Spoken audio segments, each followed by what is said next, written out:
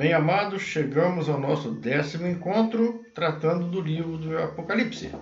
Lembrando sempre, bem-aventurado aqueles que leem, aqueles que ouvem as palavras da profecia e guardam as coisas nelas escritas, pois o tempo está próximo. Hoje nós estamos no capítulo 2, entre os versículos 8 e versículo 11, onde nós vamos ver uma carta que o Senhor Jesus ditou para que João escrevesse à igreja de Esmirna.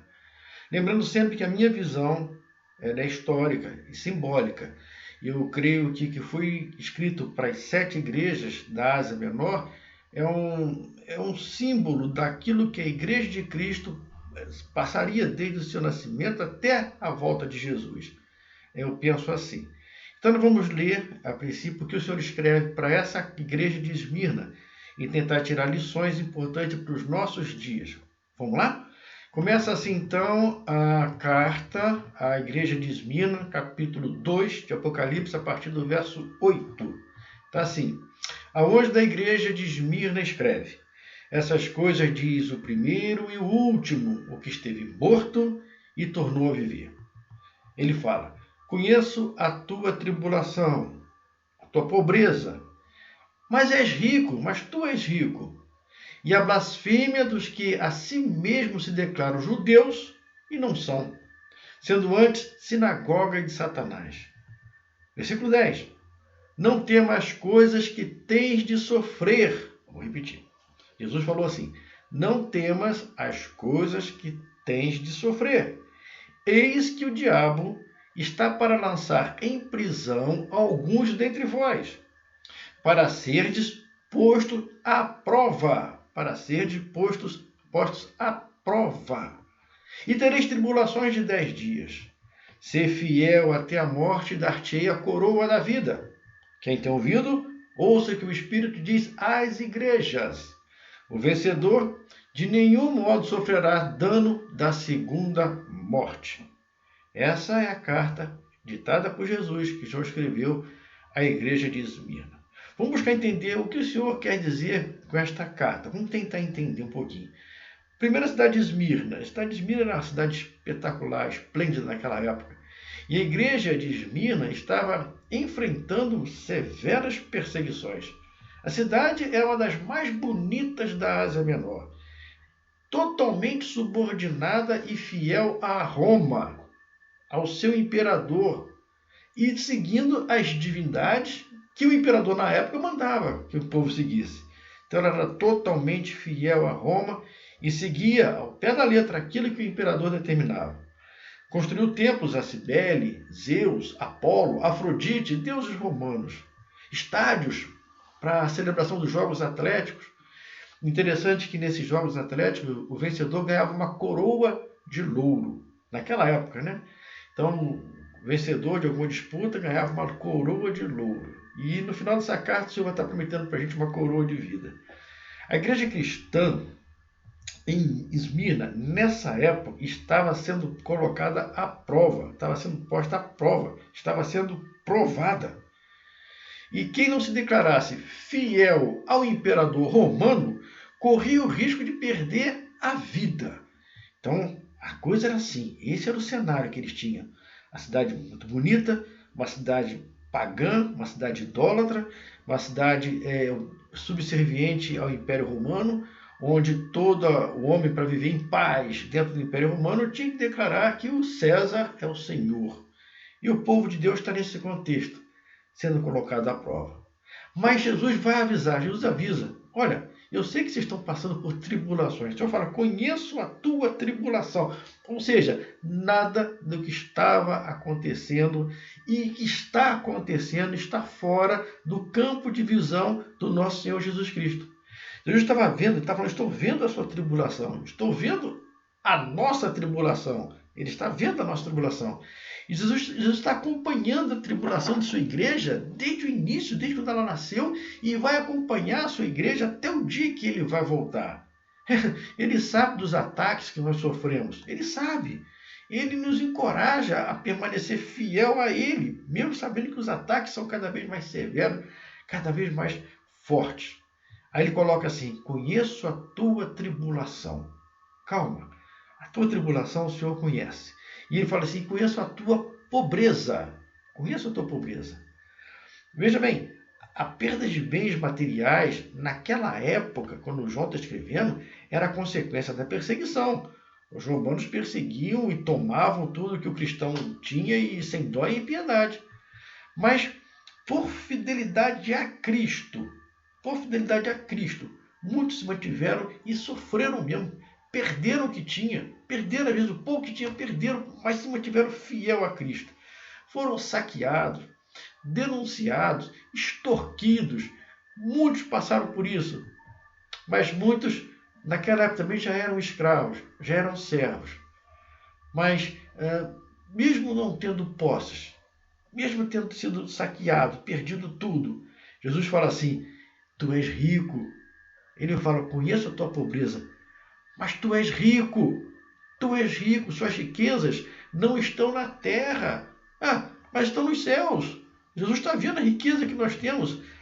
Nós podemos ser pobres em relação ao julgamento humano, mas nós somos ricos para com Deus. Nós somos avaliados pelos homens pelo que nós temos, mas nós somos reconhecidos por Deus pelo que nós somos. Somos ricos para com Deus. E é isso sim que importa. É isso que importa. A riqueza que nós temos, o que importa é aquela que é vista pelo Senhor, nosso Senhor Jesus Cristo, não pelos homens. Há tanta gente, mas há tanta gente tão pobre, mas tão pobre, mas tão pobre, que tudo que elas têm é dinheiro. É verdade. É tão pobre, tão pobre, tão pobre, que tudo que ela tem, tudo que elas têm é dinheiro. A virtude da igreja primitiva, da igreja de Esmirna, estava aqui, em ser rica perante os olhos de Deus. Não importa a tribulação. Estou vendo sua tribulação. Te tomaram tudo, você está sofrendo. Mas olha só, você está rico perante meus olhos. Mas veja, eles estavam sendo perseguidos, eram pobres, mas Jesus os encoraja a enfrentar a morte. Peraí. Alguém pode dizer, como Jesus está vendo que eu estou sofrendo, Jesus está vendo que eu estou passando perseguição, que eu estou sendo atribulado por defender o nome dele, então eu creio que ele virá ao meu socorro e vai me livrar disso aqui. Mas veja o que Jesus está dizendo para eles. Olha o que Jesus vai dizer para eles. Não temas as coisas que tem de sofrer. Parece estranho. O Senhor está vendo a minha tribulação, está vendo que eu estou sofrendo, que eu estou padecendo aqui pelo nome dele, por defender o nome dele. Eu achava que ele viria aqui e ia me socorrer, ia me tirar da situação, ia aliviar, mas ele fala, não temas as coisas que tem de sofrer. E tem mais, eis que o diabo está para lançar em prisão alguns dentre vós, para ser dispostos à prova, e tereis tribulação de 10 dias. Meu Deus do céu, vai ser colocado à prova. Eu já estou passando por tribulação, eu já estou perdendo tudo que eu tenho, já sou um homem pobre na vista dos homens, e ainda vou agora sofrer mais ainda vou ter que ser colocado à prova, ainda vou ter tribulação de 10 dias. É isso, meu irmão. É isso sim. Deus prova a fidelidade, prova a nossa fé. O que ele tem para nos dar é algo muito maravilhoso. Já me deu a salvação, já nos deu a salvação, mas não nos vida eterna. Agora ele quer provar o tamanho da nossa fé. Interessante, guarde isso. Deus prova. O diabo tenta. O diabo é tentador. Ele tenta. Mas Deus prova. Deus está provando. Está provando os irmãos de Esmirna. Está provando a igreja dele desde quando ele surgiu até agora. E olha só, se você olhar, não está muito diferente, não. Muitas pessoas vão olhar para a gente e falar assim, poxa, esses caras são muito tacanhos. Ainda fica na esperança de que Jesus vai voltar, ainda fica na esperança de que Jesus vai socorrer. Não mudou quase nada desde o tempo de João para os nossos dias. Mas nós temos que ser fiel até a morte. É prova, meu irmão. É dureza da prova. E quem passar pela prova, Jesus promete, ser fiel até a morte e dar-te-ei a coroa da vida. Aqueles cristãos que aceitaram a Jesus Cristo, e mesmo por ter sido aceito por Jesus, aceitou a salvação, ainda vão passar pela prova e for fiel até a morte, recebe coroa de vida. Então nós somos chamados para sermos fiéis até as últimas consequências. Nessa igreja de Minas, mais tarde, vamos ter um bispo chamado Policarpo. Lá naquele tempo de João, vai aparecer um bispo logo depois chamado Policarpo, bispo da igreja de Minas. E ele vai ficar firme à palavra do Senhor. Enquanto os homens, para fugir da perseguição romana, vai ter que gritar César é o Senhor, Policarpo não vai fazer isso não. O Senhor é somente Deus. E porque ele se manteve firme na sua convicção, na sua fé, ele foi queimado vivo. Queimado vivo.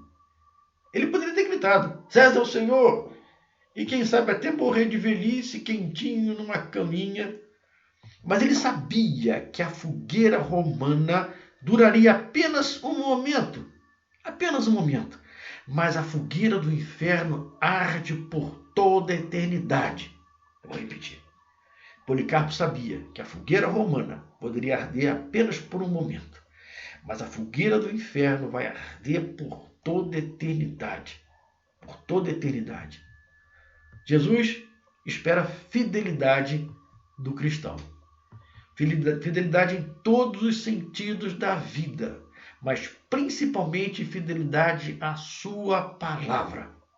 Ser fiel a ele até a morte. E Jesus conhece muito bem as nossas lutas. Jesus conhece as nossas lágrimas. Jesus conhece a nossa tribulação. E neste exato momento ele sabe tudo o que estamos passando. Nada está encoberto aos seus olhos porque ele é Deus. Isso nos conforta. Saber que ele conhece as nossas tribulações. Nos conforta saber que mesmo sendo entregues à morte, nós temos uma coroa de vida nos esperando.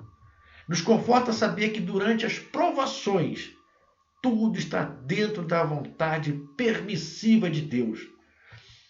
Olha só, uma pepita de ouro só se tornará uma joia de alto valor após passar pelo fogo. Eu vou falar para você de novo. A pepita de ouro, se não passar pelo fogo, não se transforma numa joia de alto valor. A prova nos refina. A prova nos purifica, nos valoriza aos olhos do Senhor. Mas o Senhor Jesus nos dá uma informação valiosíssima nessa carta. Ele colocou assim: eis que o diabo está para lançar em prisão alguns dentre vós. Para quê? Para ser postos à prova. E tereis tribulação de 10 dias. Ou seja, existe um limite para o nosso sofrimento. E nesse caso aqui está simbolizado por 10 dias. Ou seja, o nosso sofrimento está limitado. O Senhor colocou um limite para ele. É um símbolo, é um simbolismo. Olha, está limitado, é um tempo. Nosso sofrimento aqui é passageiro. Então ele fala assim, não temas as coisas que tens de sofrer. O sofrimento existe, mas está limitado e será breve. Tudo está acontecendo e vai acontecer sob os cuidados de Jesus. É Jesus que falou, eu estou vendo a sua tribulação. E ele fala, ser fiel até a morte se preciso for. A coroa de vida já está reservada, já está preparada para nós. Então Jesus conhece muito bem, ele conhece muito bem o que é sofrer. Ele conhece a dor do abandono, a dor da injustiça, a dor do desprezo. Ele conhece muito bem. Então ele sabe muito bem a dor que nós sentimos hoje. Ele passou por essa mesma prova. Ele deu exemplo. Ele mostrou para a gente como é ser fiel até a morte. Ele foi à prova. E a prova dele foi prova de cruz. Ele venceu. E ele venceu. E o que eu julgo de maior importância, ele está pronto a nos ajudar a vencer as nossas próprias provações. Ele está pronto para ajudar, ele está de olho, ele está vendo, ele está pronto para ajudar. E ele nos promete coroa de vida.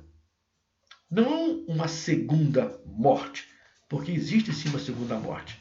Ele colocou lá no versículo 11, quem tem ouvidos, ouça o que o Espírito diz às igrejas.